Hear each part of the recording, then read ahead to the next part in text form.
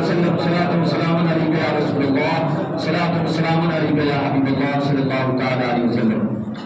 حضرات محترم، جیسا کہ ہر مسجد کا یہ معمول ہوتا ہے اپنی مسجد میں کہ جمعے کی نماز سے پہلے 15-20 منٹ جو بھی واعظ و نصیحت کی باتیں ہوتی ہیں تو معمول کے مطابق ہوتی ہے، لیکن آج کی جو جمعے کی نماز سے پہلے جو یہ مجلس سجی ہے اسے ہم جشن غوث اعظم کا نام دیتے ہیں، ہے نا؟ الاعمال بالنیات، اعمال کا دار و مدار نیت کے اوپر ہے، اعمال کا دار و مدار نیت کے اوپر ہے۔ یوں تو ہم ہر جمعہ کو بیان کرتے ہی ہیں، یہ مجلس سجاتے ہی ہیں، لیکن آج جو ہم بیٹھے ہیں اور یہ بیان اذکار ہو رہا ہے، یہ ذکر جو ہم کر رہے ہیں، اسے ہم جشن غوث اعظم کے نام سے منسوب کرتے ہیں تاکہ ہم سبوں کا شمار جشن غوث اعظم منانے والوں میں شامل ہو جائے اور ان کے غلاموں کی فہرست میں ہمارا نام بھی درج ہو جائے۔ کیوں؟ سرکار غوث اعظم فرماتے ہیں جب تک کہ کوئی مجھ سے اس وقت تک کہ محبت نہیں کرتا، مجھ سے کوئی اس وقت تک محبت نہیں کرتا جب تک میں اس سے محبت نہ کر لیتا۔ غوث اعظم فرماتے ہیں مجھ سے کوئی اس وقت تک محبت نہیں کرتا جب تک میں اس سے محبت نہ کر لوں، اور جب تک میں نہیں چاہتا ہوں کسی کی زبان پہ میرا نام نہیں آتا ہے، کسی کی زبان پہ میرا نام نہیں آتا ہے۔ پھر سرکار غوث اعظم کی پوتے آپ فرماتے ہیں کہ میرے دادا نے فرمایا اگر کوئی مجھے عشاء کے بعد یاد کرتا ہے، کوئی مجھے عشاء کے بعد یاد کرتا ہے تو میں اسے مغرب بعد یاد کر چکا ہوتا ہوں۔ تو آج ہم سب یہاں غوث کی محفل سجائے بیٹھے ہیں، یہ اس بات کی دلیل ہے کہ ہم غوث اعظم سے محبت کرتے ہیں۔ جب ہم غوث اعظم سے محبت کرتے ہیں تو یہ بھی اس بات کی دلیل ہے کہ غوث اعظم بھی ہم سے محبت کرتے ہیں، ہے نا؟ کیونکہ آپ خود فرماتے ہیں جب تک کہ میں کسی سے محبت نہ کر لوں اس وقت تک کہ وہ مجھ سے محبت نہیں کر سکتا۔ ہم غوث اعظم کا ذکر کرنے بیٹھے ہیں، غوث اعظم کا نام لے رہے ہیں، غوث اعظم کا ذکر کر رہے ہیں۔ غوث اعظم نے ہمیں چن لیا ہے، ہمیں چن لیا اپنے ذکر کے لیے، ذکر کرنے کے لیے، ذکر کرانے کے لیے، ذکر سننے کے لیے، ذکر سنانے کے لیے۔ یہی وجہ ہے کہ ہم غوث اعظم کا ذکر کرنے بیٹھے ہیں، اور یہ اس بات کی دلیل ہے ہم ابھی جمعہ سے پہلے 1 بجے کے قریب ہم غوث پاک کو یاد کر رہے ہیں، بعد فجر غوث پاک ہمیں یاد فرما چکے ہیں، ہمیں غوث اعظم یاد فرما چکے ہیں، ہمارا ذکر وہ کر چکے ہیں، جب بھی آج ہم ان کا ذکر کرنے کے لیے جمع ہوئے ہیں، ہے نا؟ تو میرے بھائیوں، سرکار غوث اعظم کی زندگی کے 3 پہلو، سرکار غوث اعظم کی زندگی کے 3 پہلو۔ 471 ہجری میں آپ کی ولادت باسعادت ہوئی، آپ کی پیدائش ہوئی 471 ہجری میں، 471 ہجری میں سرکار غوث اعظم کی پیدائش ہوئی۔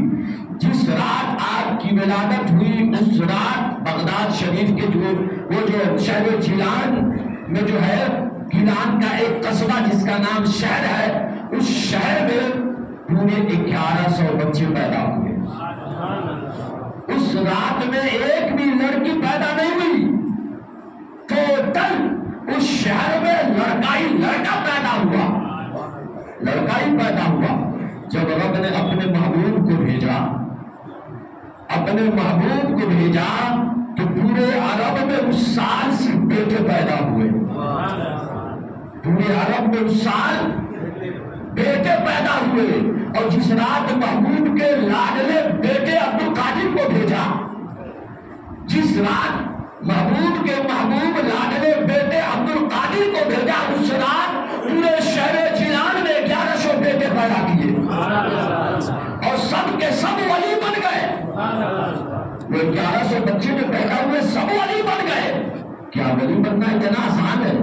ولی بننے سے پہلے عالم بننا پڑتا ہے، عالم بنیے، فاضل بنیے، تقی بنیے، تقوی اختیار کیجیے، پرہیزگاری اختیار کیجیے، عابد بنیے، زاہد بنیے، بہت سارے جد و جہد مجاہدہ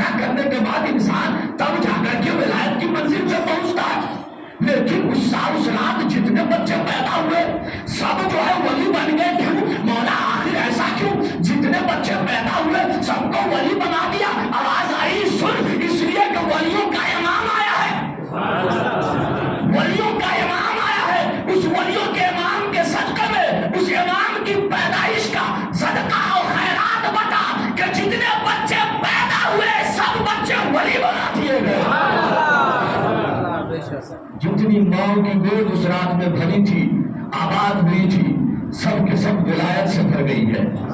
ये गौसे आजम की विलादत का सदका बता है।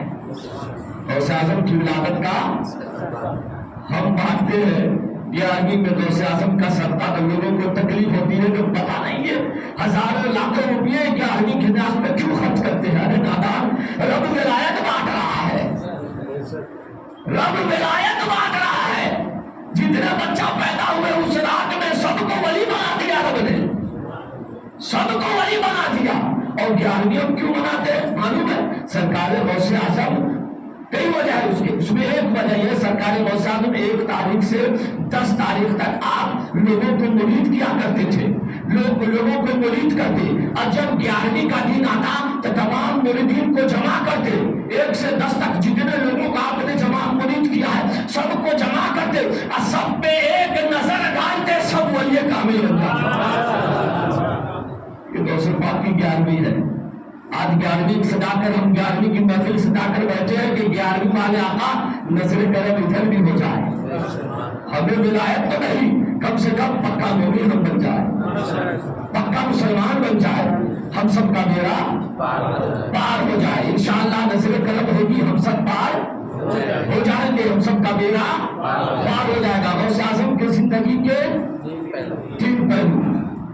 471 में आपकी पैदाइश हुई, उसके बाद 4 साल की उम्र में पहली बार फरिश्ता आपके पास आया। 4 साल की उम्र में, 10 साल की उम्र में वहां बगदाद जिनान के एक गौस ने, एक कुतुब ने आपके कुतुब होने और गौसियत कुबरा पे फायज होने का ऐलान किया। 18 साल की उम्र में आप शहर बगदाद पढ़ने के लिए गए, 18 साल की उम्र में। फिर 18 से 25 साल तक, 25 साल की उम्र तक आप पढ़े। 25 साल की उम्र के बाद आप बगदाद छोड़कर जंगल की तरफ चले गए। वहां 25 साल आपने मुजाहिदात में गुजारे, 25 साल आपने मुजाहिदात में गुजारे। तो गोया 18 साल जिंदगी इधर बगदाद और मुजाहिदात की जिंदगी, तालीम और तरबियत और जो मुजाहिदात की जिंदगी वो 33 साल जिंदगी। उसके बाद की जो 40 साल जिंदगी आपने सिर्फ मुर्दे ही नहीं बल्कि इस्लाम को जिंदगी बख्शी है। मुर्दे को जिंदा नहीं किया है बल्कि इस्लाम को भी आपने जिंदा किया है, इस्लाम को भी जिंदगी बख्शी है। मेरे भाइयों, सरकार गौसे आजम रज़ी अल्लाह ताला अन्हु की उम्र जब 18 साल की हुई, आप अपनी वालिदा के पास आते हैं और फरमाते हैं, मेरी माँ मुझे इजाजत दीजिए कि मैं बगदाद जाऊं, मुझे इजाजत दीजिए कि मैं बगदाद जाऊं। माँ ने कहा, बेटा क्या हुआ, क्यों बगदाद जाना चाहता है? सरकार गौसे आजम फरमाते हैं, माँ आज मैंने एक गाय के दूध को पकड़ा, आज मैंने एक गाय के दूध को पकड़ा। गाय मुड़ी मेरी तरफ मुखातिब हुई और मुझसे गोया हुई, मुझसे बात करने लगी और गाय कहने लगी, अब्दुल कादिर क्या तुम भी औरों की तरफ मेरा दूध पकड़कर मेरे पीछे चलते हो?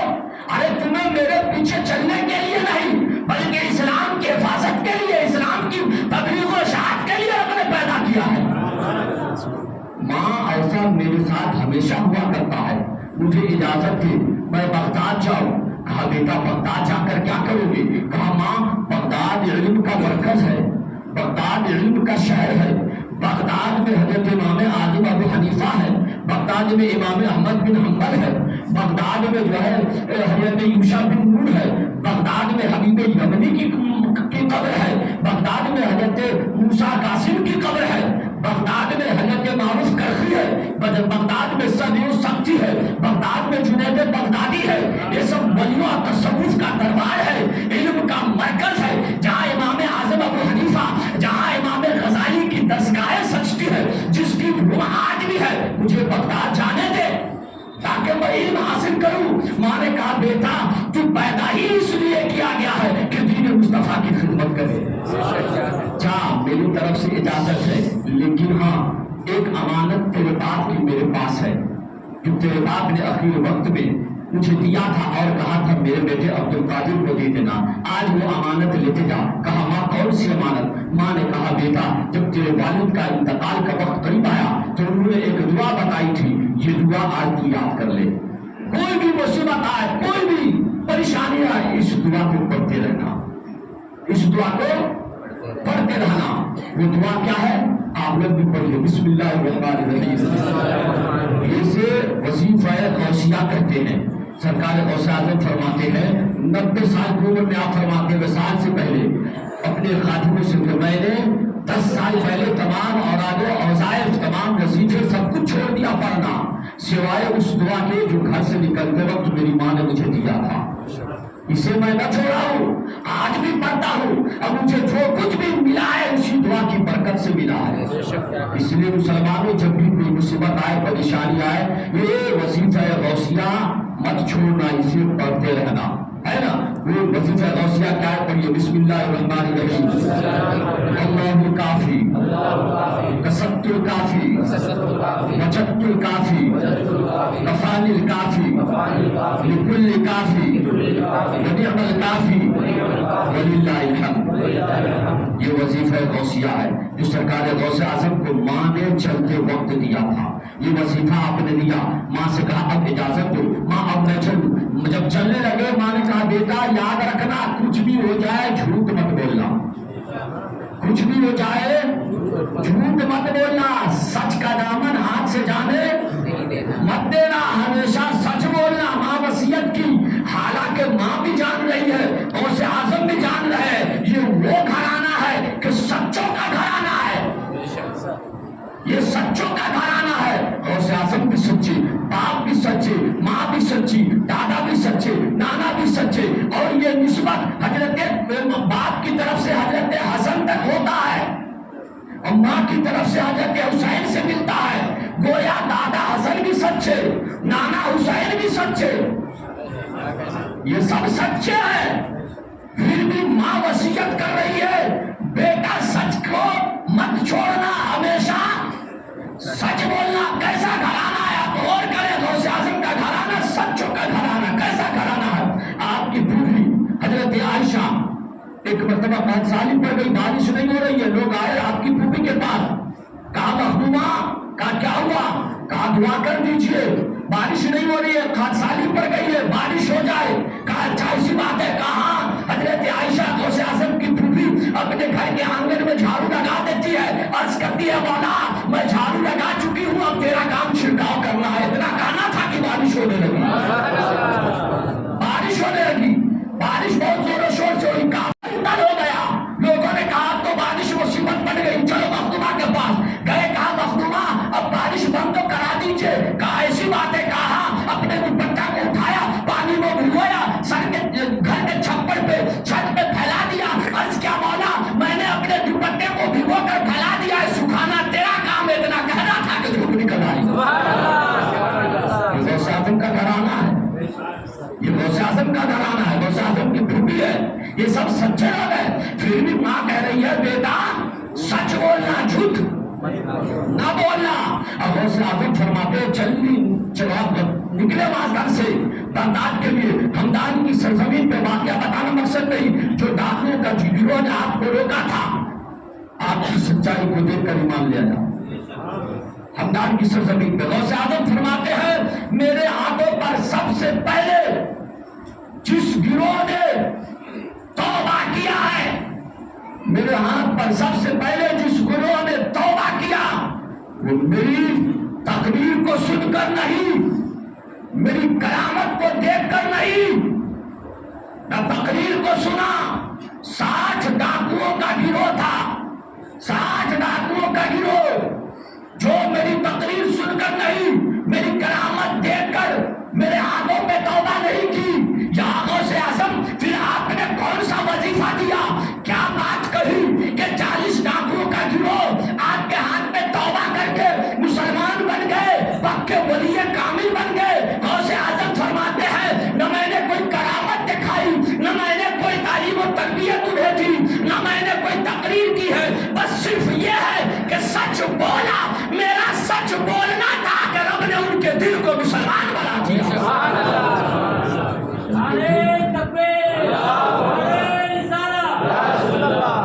اس لیے مسلمانوں سچ بولو، سچ بولو، ہمیشہ سچ کا دامن تھامے رہو، سچ کو ہاتھ سے جانے نہ دو۔ غوث اعظم فرماتے ہیں نہ میں نے کوئی کرامت دکھائی نہ میں نے کوئی تقریر کی، صرف سچ بولا۔ 40 ڈاکوؤں کا گروہ وہ مجھے میری سچائی کو دیکھ کر مجھ پہ توبہ کر لیا میرے ہاتھوں پہ، اور سب کے سب پکے مسلمان ہو گئے، اب ولی کامل ہو گئے، ابھی مدرسہ پڑھنے جا رہے۔ یہ ایسے سچے ہیں، انہی سچوں کے بارے میں رب فرماتا ہے وَكُونُوا مَعَ الصَّادِقِينَ، ان سچوں کے ساتھ ہو جاؤ، ان سچوں کے ساتھ ہو جاؤ، ان کے دامن سے وابستہ ہو جاؤ، تاکہ تمہارے ایمان اور تقوی کی حفاظت ہو جائے۔ ارے ان کی سچائی کو دیکھ کر جب ڈاکوؤں کا گروہ توبہ کر سکتا ہے تو ہم ان کے دامن سے وابستہ ہو جائیں گے، تو ہم جنتی کیوں نہیں ہو سکتے ہیں؟ اور صاحب فرماتے جب میں نے سچ بولا تو ڈاکوؤں میں سے لوگ کہنے لگے یہ بچہ کیسا ہے، یہ لڑکا کیسا ہے؟ لوگ اپنے مال کو چھپانے کے لیے جھوٹ بولتے ہیں، لیکن یہ سچ بول کر مال کو ظاہر کر رہا ہے، مال کو بتا رہا ہے سچ بول کر۔ غوث اعظم فرماتے ہیں جس نے جھوٹ بولا مال چھپانے کے لیے اس کے مال لوٹ لیے گئے، میں نے ایمان کی حفاظت کے لیے سچ بولا، میرے ایمان بچ گئے اور میرے مال بچ گئے، میرے سچائی کے صدقے جن کے مال لوٹے گئے تھے سب کے مال واپس کر دیے گئے۔ یہ ہے سچائی، یہ ہے سچائی۔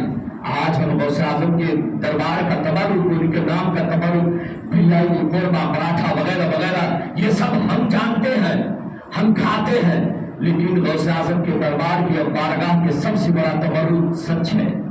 ہم یہ تبرک کب کھائیں گے؟ ہم اسے کب اپنائیں گے؟ غوث پاک کی بارگاہ کی تبرک جو ہے سچائی ہے۔ جہاں ہم بریانی ان کے نام پہ کھاتے ہیں، جہاں مرغا کھاتے ہیں، وہاں اس سچائی کو ہم کب پکڑیں گے؟ اسے کب ہم تھامیں گے؟ اس لیے مسلمانوں سچائی کا دامن تھامو، چاہے خسارہ کیوں نہ ہو، ظاہری طور پہ تمہیں نقصان کیوں نہ دیکھے، اللہ مددگار ہے۔ دیکھا آپ نے غوث اعظم نے سچ بولا، ظاہری طور پہ نقصان تھا کہ نہیں؟ دیکھنے والے کہہ رہے تھے مال اس کا لوٹا جا رہا ہے، لیکن ہوا کیا کہ اس سچائی کے صدقے میں جن کے مال لوٹے گئے تھے سب مال بھی واپس ہو گئے۔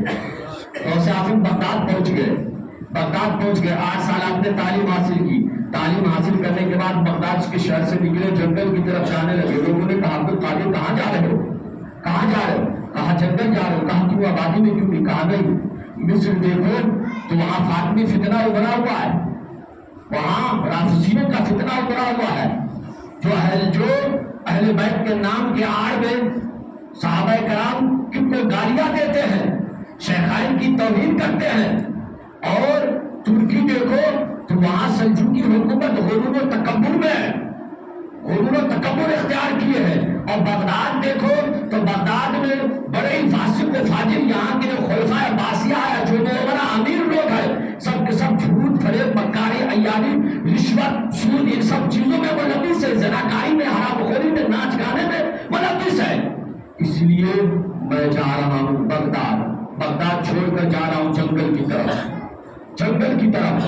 بغداد کی حالت یہ تھی کہ اس وقت کہ خلیفہ وہاں کے عباسی خلیفہ لوگ تھے، مولانا لوگوں کا حال یہ تھا کہ جو ان خلیفہ کے قصیدے ممبر پہ پڑھے اسی کو رکھا جاتا تھا، جو ان کا قصیدہ جو تیرا ہو گیا وہ میرا ہوگا۔ یہ غوث اعظم ہے، سرکار اعلیٰ ہے، کی نظر پہ پڑی تو آپ پکار اٹھے، قسمیں دیتے کہ کھلاتا ہے پلاتا ہے تجھے۔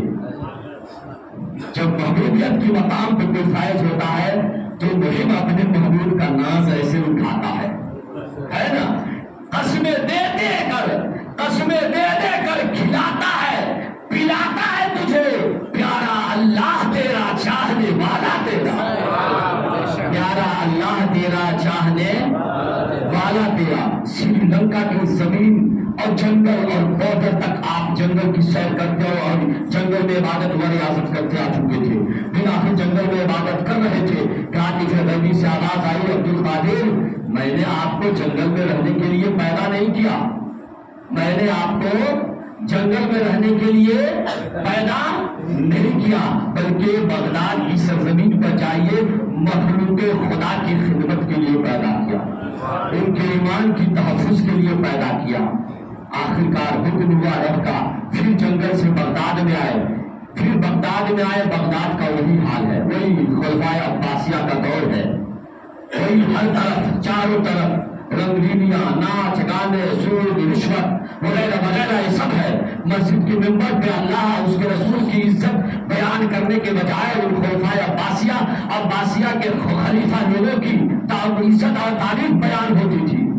سرکار غوث اعظم بغداد کی سرزمین پر آئے. اب ایک بڑا چیلنج تھا. ایک طرف خلفائے عباسیہ کے خلیفے ہیں، خلیفہ لوگ ہیں، اور سرکار غوث اعظم اعجمی ہے، آپ ایران کے رہنے والے، آپ کی زبان فارسی، اور بغداد عربی ہے، عرب میں ہے، بغدادیوں کی زبان عربی. اب انہی کی سرزمین پر، انہی کی زبان میں، انہی کے سامنے کرسی لگا کر مسرد نشین ہو کر انہی کے خلاف تقریر کرنا یہ عام بات نہ تھی، چھوٹی بات نہ تھی، بہت بڑی بات تھی، بہت بڑا چیلنج تھا غوث پاک کے سامنے. آپ اسی سوچ و فکر میں مبتلا تھے کہ کیا کروں. ان خلفاء کی حالت یہ ہے، بغداد کی حالت یہ ہے، بڑے بڑے بادشاہوں اور بڑے بڑے عمرہ کے گھر 300 لڑکیاں ناچنے گانے والی ہے، اور عیاشیاں کرنے کے لیے 300 لڑکیاں ہیں. جو لوگ ان کے خلاف بولتے ہیں سب کو قید کر دیا جاتا ہے. علماء کی حالت یہ ہے، سب ان کی طلبے چاٹنے میں لگے ہوئے ہیں. صوفیاء کا عالم یہ ہے، آبادی چھوڑ کر پہاڑ پہ جا کر بیٹھ چکے ہیں، گوشہ نشی اختیار کر چکے ہیں. کسی کے اندر یہ طاقت نہیں کہ ان کی اصلاح کرے، انہیں کہے تم شراب نہ پیو، تم زنا نہ کرو، تم حرام خوری نہ کرو، تم ناچ گود گانے نہ کرو. کسی کے اندر یہ طاقت نہیں. غوث اعظم کے سامنے ایک بڑا چیلنج تھا. آپ اسی سوچ و فکر میں تھے کہ ظہر کا وقت تھا، ظہر کے بعد آنکھ اوکھی، ابھی سوئے نہیں. بعض روایت میں دیکھتے ہوئے، بعض روایت میں ایک اونگ آئی، ایک نیند کا جھونکا آیا، سرکار دو عالم سامنے حاضر آئے.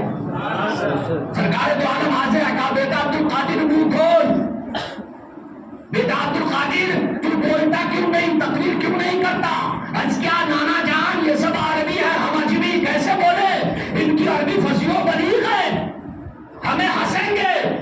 یہاں بڑے بڑے بادشاہ خلفاء ہیں، یہ سب ایک چیلنج ہے. سرکار نے فرمایا منہ کھول. منہ کھولا. 7 مرتبہ سرکار نے اپنا لعاب دہن ڈالا، لعاب دہن ڈالا. کہا بیٹا اب تو تقریر کر. پھر سرکار گئے. جیسی غوث اعظم بولنے کے لیے چاہے، ہچکچاہٹ ہوئی، ابھی بھی پوری طریقے سے ہمت نہیں آئی، ہچکچاہٹ تو باقی تھی. کھینچنے میں مولا علی آ گئے. کہا بیٹا عبد القادر کیا بات، بولتا کیوں نہیں؟ کہا دادا جان یہ معاملات ہے. کہا منہ کھول. منہ کھول. منہ کھولا. 6 مرتبہ لعاب دہن ڈالا. عرض کیا دادا جان نانا نے 7 ڈالا، آپ 6 کیوں؟ بتا دیا بیٹا عبد القادر تاکہ لوگ کی دنیا تک یہ تاریخ اور روایت پڑھی جائے تو لوگ یہ نہ کہے کہ علی نے نبی کی برابری کی ہے. علی لعاب دہن ڈالنے میں نبی کی برابری نہیں کر رہے. آج اسے استدعا کرنے کا طریقہ نہیں معلوم ہے. سنداس جائے تو کتنی انگلیوں سے ہاتھ دھویا جاتا ہے یہ نہیں معلوم ہے. وہ نبی کی برابری کرتا پھرتا ہے. منہ دیکھو تو سو کر اٹھے، ان کی شکل دیکھو تو بچہ ڈر جائے. ایسے لوگ نبی کی برابری نبی کو اپنے جیسا کہتے ہیں. مولا علی کہتے ہیں میں نبی سے برابری نہیں کر سکتا. فرق پیدا کرنے کے لیے میں نے 1 مرتبہ کم ڈالا. پھر اس کے بعد غوث اعظم بیدار ہوئے، کھڑے ہوئے بولنے کے لیے. پھر شیر کی دھار پھر شروع ہوئی. کہا الحمدللہ الحمدللہ. پھر تیسری بار میں کہا الحمدللہ رب العالمین. آج ہم خطیب لوگ جو تقریر شروع کرتے ہیں تو ڈائریکٹ الحمدللہ رب العالمین کوئی نہیں پڑھتا. ہم سب بھی پہلے الحمدللہ پڑھتے ہیں، پھر اس کے بعد الحمدللہ رب العالمین. یہ غوث اعظم کی نقل ہے. اس کی شروعات غوث اعظم نے فرمائی ہے. لوگوں نے اعتراض کیا، بیٹا نے اعتراض کیا ابا جان کیا بات ہے؟ پہلی مرتبہ الحمدللہ کہا، دوسری مرتبہ صرف کہا، بعد میں الحمدللہ رب العالمین کہہ کے تقریر ارشاد کیا. فرمایا جب پہلی مرتبہ ہم نے کہا تو پوری دنیا ولایت کے ولیوں کی روحیں ہماری طرف متوجہ ہو گئی. اچھا میں نے دوسری بار کہا تو تمام ولیوں کی روحیں بغداد کی طرف چل پڑی. پھر تیسری بار الحمدللہ رب العالمین کا کر میں نے خطبہ ارشاد فرمایا. جب خطبہ ارشاد فرمایا تو فرمایا او عالمو ادھر آؤ، او پہاڑ پہ گوشہ نشین صوفیوں آؤ، عبد القادر کا بیان سن جاؤ. او اپنے درسگاہوں کی سونی کرنے والے، اپنے خانقاہوں، اپنے مدرسوں میں کے گوشے میں بیٹھنے والے عالموں، فاضلوں، مفتیوں، محدثوں، آؤ رجال الغیب ادھر آؤ، او جنہ کی جماعت ادھر آؤ، عبد القادر کا بیان سن جاؤ۔ نیچے صرف کتنے ہیں؟ 3 لوگ ہیں، 2 خادم میں 1 بیٹے ہیں، حضرت یحییٰ فرماتے ہیں جب میرے والد گرامی سب کو پکارتے میں اگل بغل دیکھا کرتا کون آ رہا ہے، لیکن کوئی نہیں آیا۔ جب آسمان کی طرف نظر اٹھایا تو کیا دیکھا؟ رجال الغیب سے پورا آسمان بھرا پڑا ہے، پورا آسمان بھرا پڑا ہے، اور ان سے جو نور نکل رہا ہے اس نور سے میرا دل جلنے لگا اور دل ایسا روشن ہوا کہ میرے کپڑے میں آگ لگ گئی۔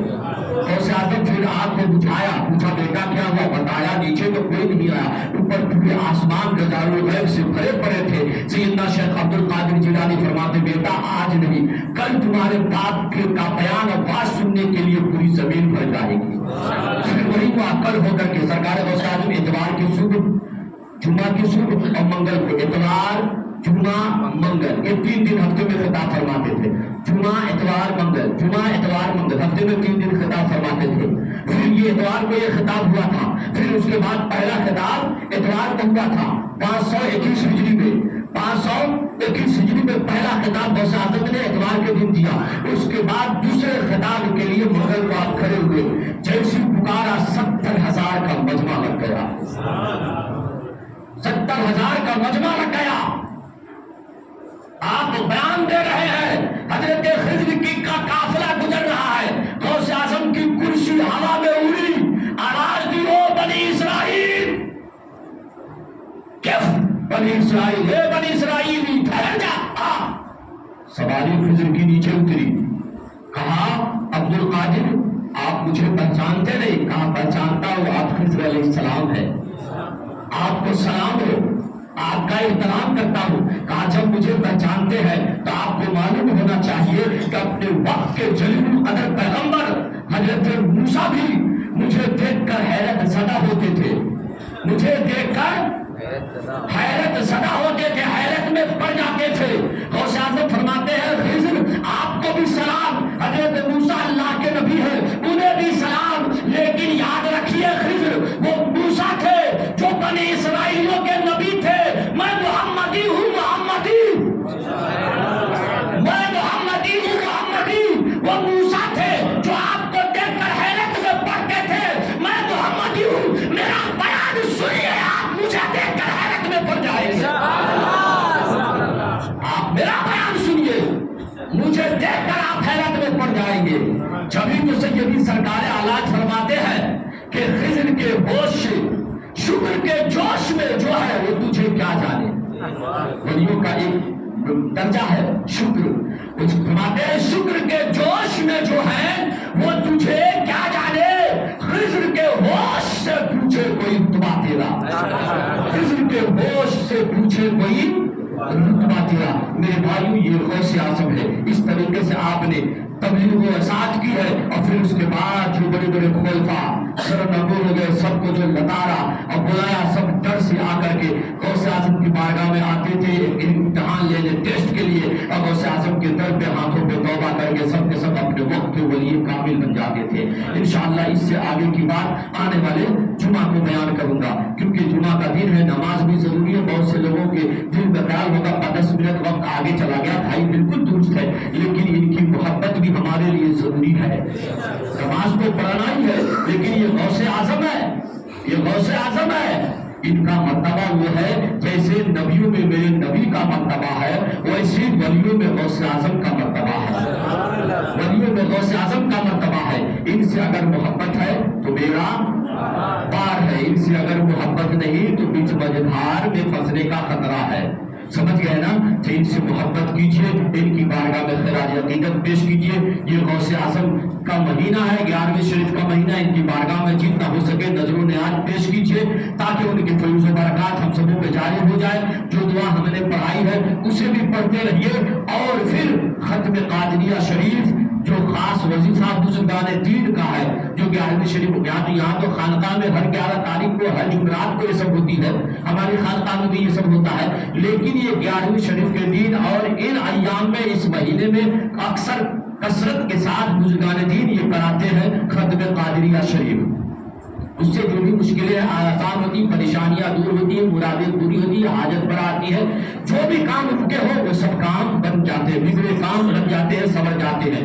تو آپ سے گزارش کروں گا کہ ختم قادریہ اپنے گھر میں کرایا کرے اور اس کے ذریعے بارگاہ غوثیت میں استغاثہ پیش کرے۔ وظیفہ غوثیہ ایک مرتبہ اور پڑھ لیجئے، اسے یاد کر لیجئے۔ اللہ اس وظیفہ غوثیہ کی برکت سے ہم سبوں کی مشکلیں آسان فرمائے، ہم سبوں کی پریشانیاں دور فرمائے، مصیبتوں کو دور فرمائے۔ پڑھیے بسم اللہ الرحمن الرحیم۔ اللہ الکافی، کسبت الکافی، وجدت الکافی، کفانی الکافی، لکل کافی، ونعم الکافی، وللہ الحمد۔ تبارک و تعالیٰ کی بارگاہ میں دعا، اللہ تبارک و تعالیٰ سرکار غوث اعظم کے فیضان سے ہم سبوں کو مالا مال فرمائے، ان کی غلامی میں قبول فرمائے۔